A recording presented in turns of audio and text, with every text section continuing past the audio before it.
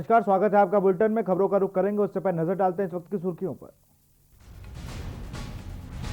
हरिद्वार में सदगुरु देव स्मृति भवन का लोकार्पण, सीएम त्रिवेंद्र सिंह रावत ने किया लोकार्पण। कहा, ब्रह्मलीन स्वामी सत्यमित्रानंद गिरी का व्यक्तित्व प्रेरणादायी।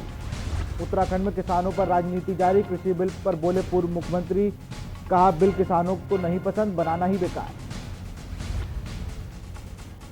उत्तराखंड के नए डीजीपी अशोक कुमार बोले, बदमाशों में पुलिस का खौफ होगा और आम जनता में पुलिस के प्रति बढ़ेगा विश्वास। डोईवाला में मुख्यमंत्री त्रिवेंद्र सिंह रावत की पहल, जनता के बीच पहुंच रहे अधिकारी। द्वार कार्यक्रम के तहत सुनी जन समस्याएं, ग्रामीणों ने सीएम को दिया धन्यवाद।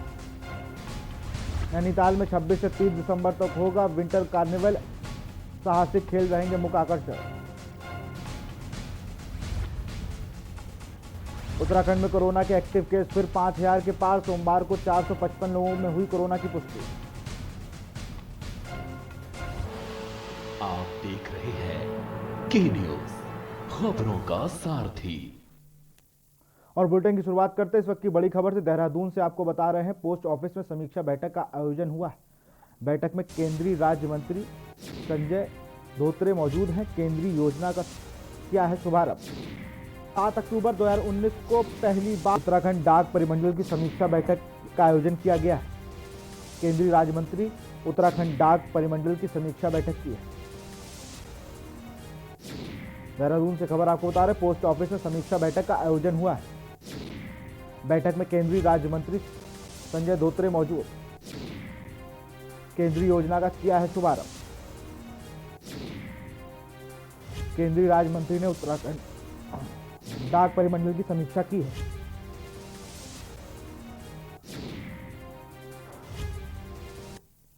एक और बड़ी खबर आपको देहरादून से बता रहे हैं, उच्च शिक्षा मंत्री धन सिंह रावत के आवास का एनएसयूआई के कार्यकर्ताओं ने घेराव किया है। उच्च शिक्षा मंत्री के आवास का घेराव किया है। बैरिकेडिंग लांघकर पुलिस ने एनएसयूआई कार्यकर्ताओं को रोका।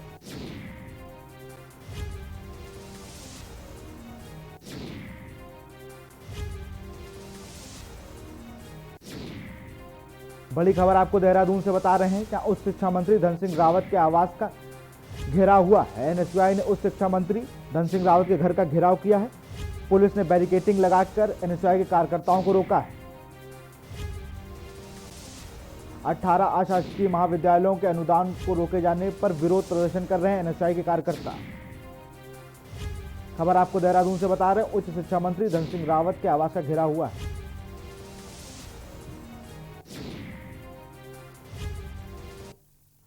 उत्तराखंड के मुख्यमंत्री त्रिवेंद्र सिंह रावत हरिद्वार पहुंचे, जहां उन्होंने भारत माता मंदिर एवं समन्वय सेवा ट्रस्ट के परम आदरणीय ब्रह्मलीन स्वामी सत्यमित्रानंद महाराज के समाधि स्थल पर बनने के समाधि मंदिर का शिलान्यास किया और सदगुरु देव स्मृति भवन का लोकार्पण किया। इस दौरान उनके साथ आचार्य महामंडलेश्वर अवधेशानंद गिरी महाराज, योग गुरु बाबा रामदेव, कैबिनेट मंत्री मदन कौशिक समेत कई साधु संत मौजूद रहे।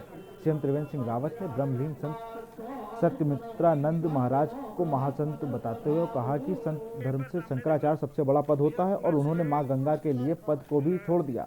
वहीं इस दौरान योग गुरु बाबा रामदेव ने सत्यमित्रानंद महाराज के योग पुरुष बताते हुए कहा कि पूज्य महाराज जी ने आधी से ज्यादा दुनिया में योग, अध्यात्म और भारतीय संस्कृति का परचम लहराया है और 20 साल पहले जब वो हरिद्वार आए थे तो उन्होंने सत्यमित्रानंद महाराज का ही सानिध्य प्राप्त हुआ था।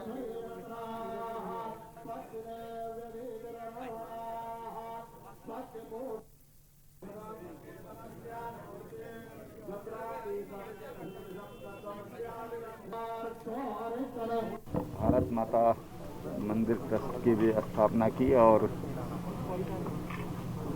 देश काल की डिमांड के अनुसार तमाम जिन लोगों ने इस देश के लिए अपना बलिदान दिया, स्वतंत्रता की लड़ाई लड़ी, उन लोगों को समर्पित किया। तो सम्मान से भी दूर रहकर अध्यात्म और व्यवहार दोनों का समन्वय थे स्वामी सत्यमित्रानंद जी महाराज। आज उनकी याद में यहाँ पर स्मृति मंदिर का शिलान्यास किया गया है। इस युग के एक युग पुरुष, एक महापुरुष जो राष्ट्र धर्म, अध्यात्म धर्म, सेवा धर्म, समन्वय धर्म और मानव धर्म के सबसे बड़े पुरोधा थे इस युग के। ऐसे निवर्तमान शंकराचार्य अनंत विभूषित श्री स्वामी सत्यमित्रानंद जी महाराज जी के आज समाधि मंदिर के निर्माण के कार्यक्रम में हम सम्मिलित हुए और पूज्य महाराज श्री ने लगभग आधी से ज्यादा दुनिया में योग, अध्यात्म और भारतीय संस्कृति का ऋषि परंपरा का गौरव बढ़ाया। खबर देहरादून से, जहां छात्र निधि को अन्य कामों में खर्च किए जाने शासकीय महाविद्यालयों में अनुदान समाप्त करने के विरोध में एनएसयूआई कार्यकर्ताओं ने उच्च शिक्षा मंत्री धन सिंह रावत के आवास का घेराव किया। इस दौरान अपनी मांगों को लेकर मंत्री के खिलाफ जमकर नारेबाजी की। एनएसयूआई कार्यकर्ताओं का आरोप है कि सरकार छात्रों की निधि को स्कूल और अन्य कामों में खर्च कर रही है। साथ ही अगर मांगों को जल्द से जल्द पूरा नहीं किया गया तो कार्यकर्ताओं ने इसका लंबा विरोध करेंगे।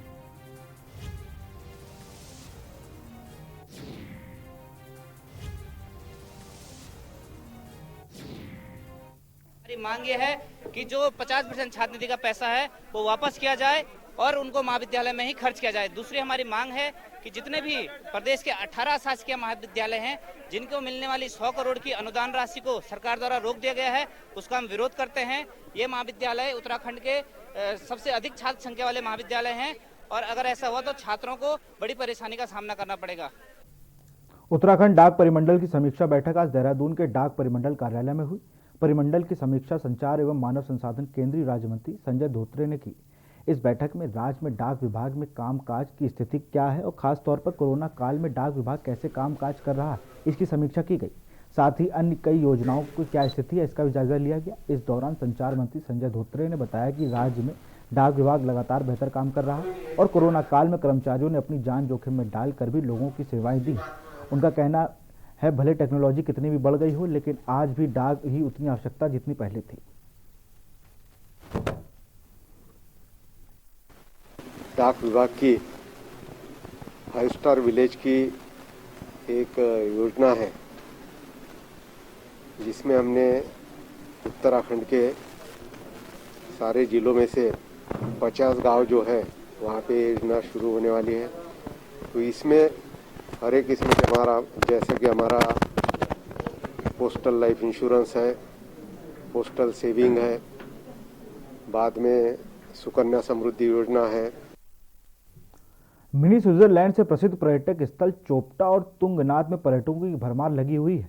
हर दिन सैकड़ों की संख्या में पर्यटक यहां पहुंच रहे हैं और यही कुछ दिन पहले बर्फबारी हुई, जिसके बाद इस स्थल पर खूबसूरती चार चांद लगा दिए।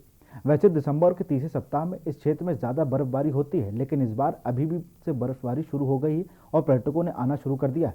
पर्यटक यहां पर बर्फबारी का आनंद उठा रहे हैं, मगर शौचालय, बिजली और दूर संचार की कोई सुविधा न होने से उनमें काफ़ी मायूसी देखने को मिल रही है।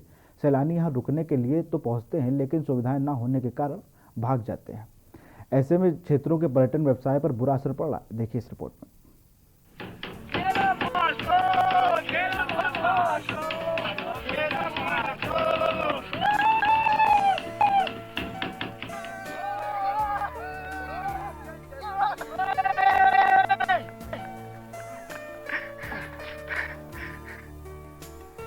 रुद्रप्रयाग जिले के ऊंचाई वाले स्थानों पर अच्छी बर्फबारी हो रही है। केदारनाथ, मदमहेश्वर और तुंगनाथ धाम में बर्फबारी होने के कारण निचले क्षेत्रों में ठंड भी बढ़ गई है। बर्फबारी का आनंद लेने के लिए पर्यटक चोपता पहुंच रहे हैं। यहां से तुंगनाथ की दूरी 3.5 किलोमीटर है। तुंगनाथ भगवान के कपाट पिछले माह बंद हो चुके हैं। बावजूद इसके पर्यटक यहां पहुंचकर बर्फबारी का लुत्फ उठा रहे हैं।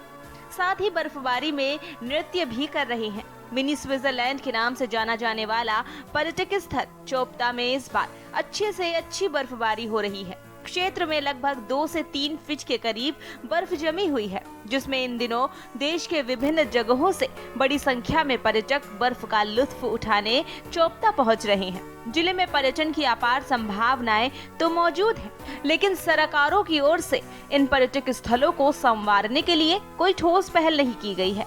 प्रसिद्ध पर्यटक चोपता क्षेत्र सेंचुरी एरिया में आने से आज तक यहाँ विद्युतीकरण नहीं हो सका है। इससे देश विदेश से घूमने पहुंच रहे पर्यटकों को खासी दिक्कतों का सामना करना पड़ रहा है। ऊर्जा निगम ने क्षेत्र को विद्युतीकरण करने के लिए कई बार भारत सरकार को प्रस्ताव भेजा, लेकिन अभी तक क्षेत्र का विद्युतीकरण नहीं हो सका है। इसके अलावा क्षेत्र में सार्वजनिक शौचालय की भी कोई व्यवस्था नहीं है।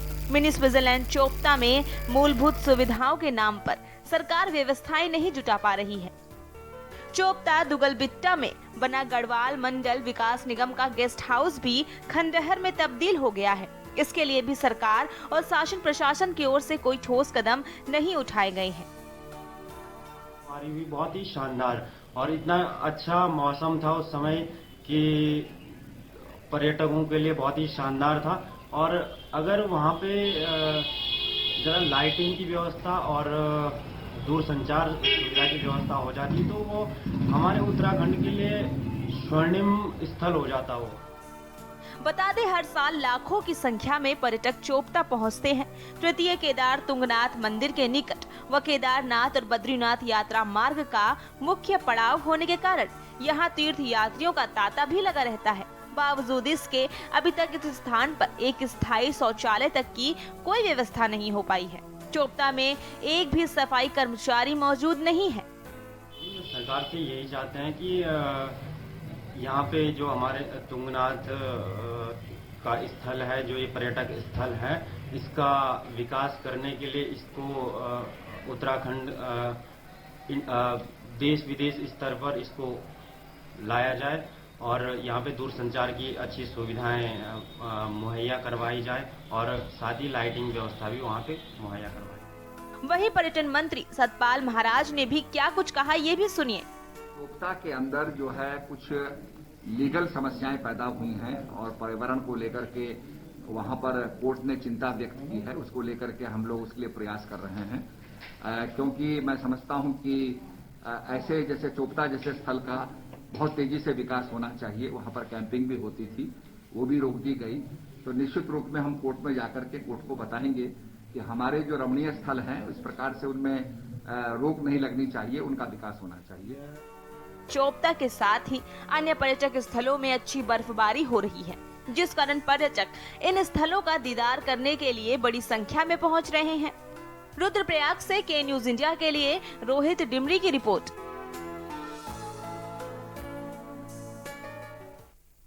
बाजपुर में कोविड-19 के बीच बिना अनुमति के साप्ताहिक हाट बाजार लगने का आरोप लगाते हुए फड़ व ठेली लघु व्यापार एसोसिएशन से जुड़े व्यापारियों ने तहसीलदार को ज्ञापन देकर हॉट बाजार को तत्काल बंद कराने की मांग की है। बता दें कि नगर में साप्ताहिक हॉट बाजार लंबे समय से लगती आ रही है, लेकिन कोविड-19 के बीच हॉट बाजार को बंद करा दिया गया था, जिसको लेकर खोखा व पटरी हाट ठेली लघु व्यापार एसोसिएशन से जुड़े व्यापारियों एकजुट होकर तहसील कार्यालय पहुंचे, जहां लोगों ने तहसीलदार प्रेम सिंह चौहान से मुलाकात की और साप्ताहिक हाट बाजार लगा रहे लोगों के विरुद्ध कड़ी कानूनी कर बाजार को बंद कराने की मांग की।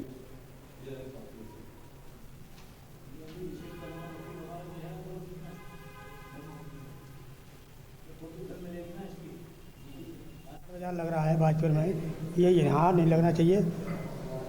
ये हमने नगर पालिका के ईओ साहब और चेयरमैन साहब से कहा था कि बाजार नहीं लगना चाहिए, वो मना करते हैं। उसके बाद भी ठेकेदार के अनुमति में ये बाजार लगाया जा रहा है जो यहाँ नहीं लगना चाहिए। तो कोरोना महामारी के उसमें भीड़ भाड़ बहुत रहती है और इससे अपनी जान को खतरा बना रहता है।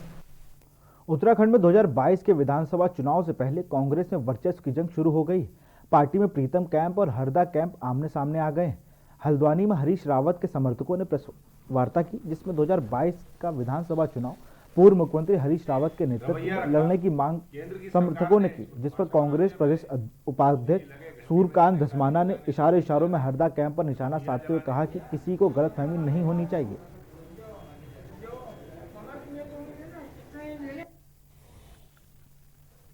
राष्ट्रीय महासचिव है, किसी को क्यों गलतफहमी है कि उनका नेतृत्व नहीं होगा। भाई पार्टी के राष्ट्रीय अध्यक्ष सोनिया गांधी ने, राहुल गांधी ने प्रीतम सिंह जी को अध्यक्ष बनाया हुआ है।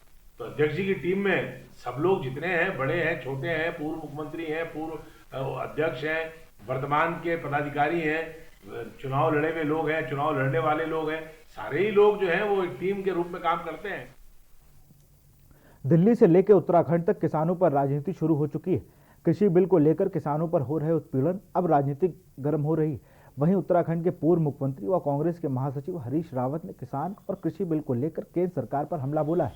हरीश रावत का मानना है कि जो बिल किसानों के लिए बनाया जा रहा है वह किसानों को पसंद नहीं है, तो उसको बनाने का ही बेकार है।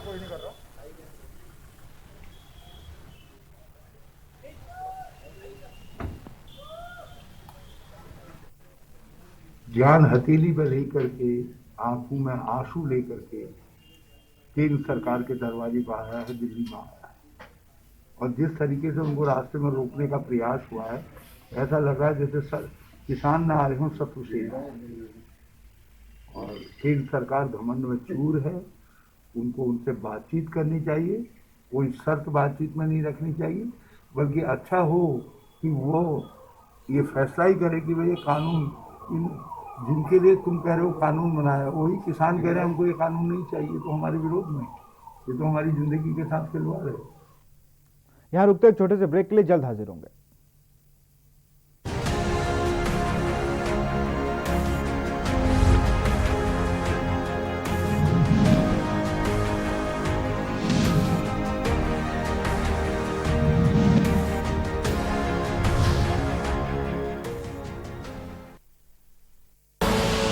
आप देख रहे हैं के न्यूज, खबरों का सारथी। खुदी को आजमाया है तो ये अंदाज आया है, खुदी को आजमाया है तो ये अंदाज आया है। तुम में भी मैं हूं, शुद्ध प्लस पान मसाला।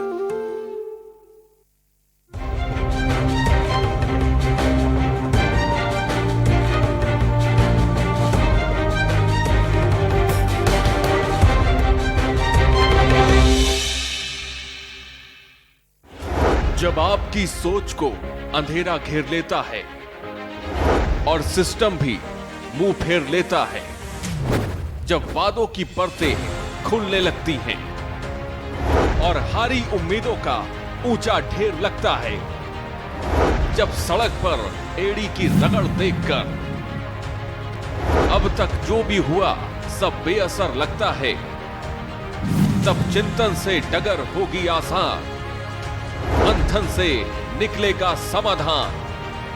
मंथन। आप देख रहे हैं के न्यूज, खबरों का सारथी।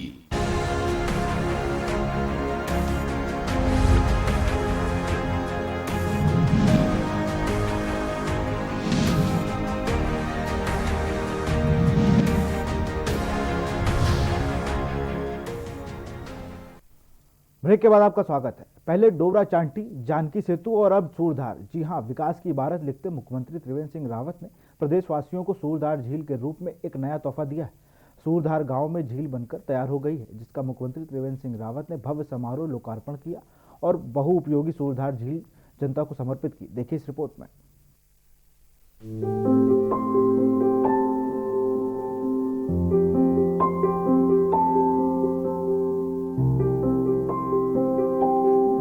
मुख्यमंत्री त्रिवेंद्र सिंह रावत सूर्यधार गांव पहुंचे और सूर्यधार झील का बटन दबाकर उद्घाटन किया, पूजा अर्चना में भाग लिया और स्वर्गीय गजेंद्र दत्त नैथानी की मूर्ति का अनावरण किया।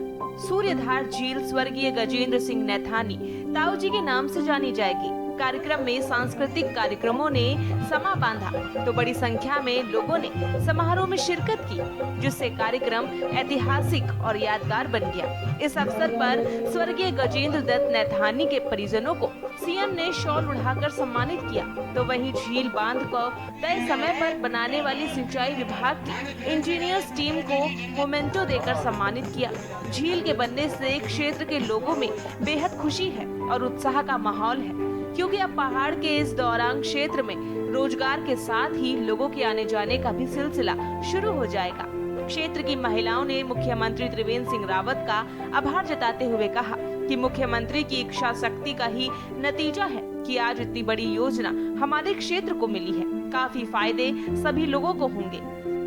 मेरी पैतृक भूमि है थानों, और हम अपने थानों की तरफ से जो है माननीय मुख्यमंत्री का विशेष तौर पर धन्यवाद देते हैं। आपने जो है ऐतिहासिक हमें जो है इस वो दी है, सौगात दी है, इसके लिए माननीय मुख्यमंत्री का बहुत बहुत धन्यवाद। सूर्यधार झील मुख्यमंत्री त्रिवेंद्र सिंह रावत की ड्रीम प्रोजेक्ट में एक है।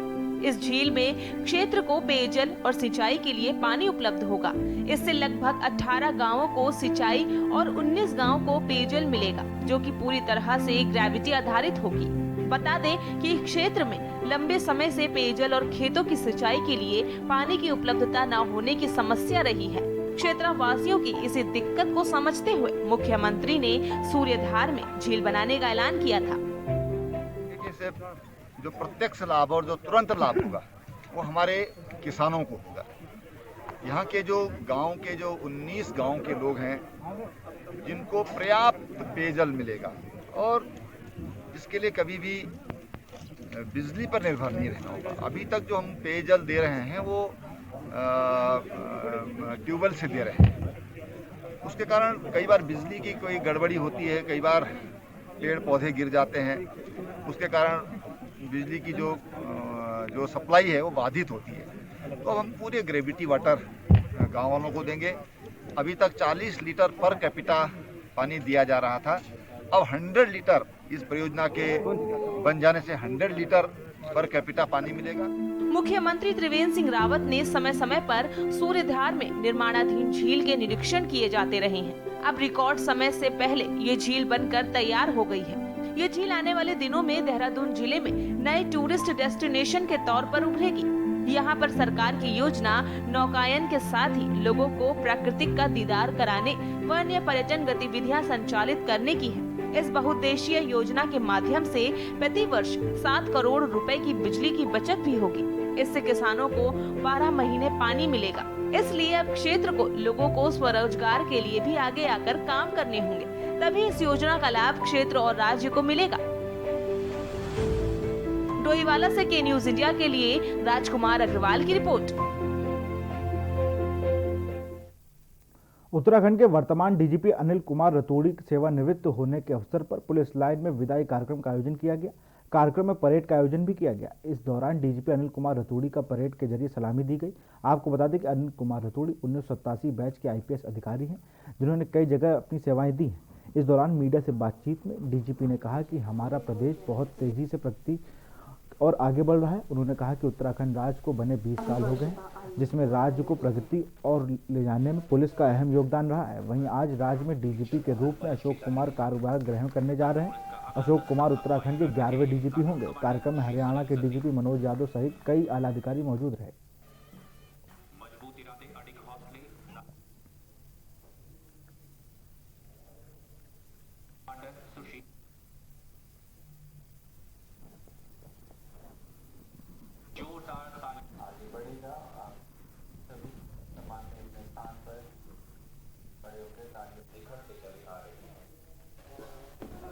आपने कहा, मैंने अपने उद्बोधन में कहा था कि इन 20 वर्षों में बहुत मेहनत, परिश्रम, प्रशिक्षण, प्रेरणा से हमारा फोर्स यहाँ तक आया है।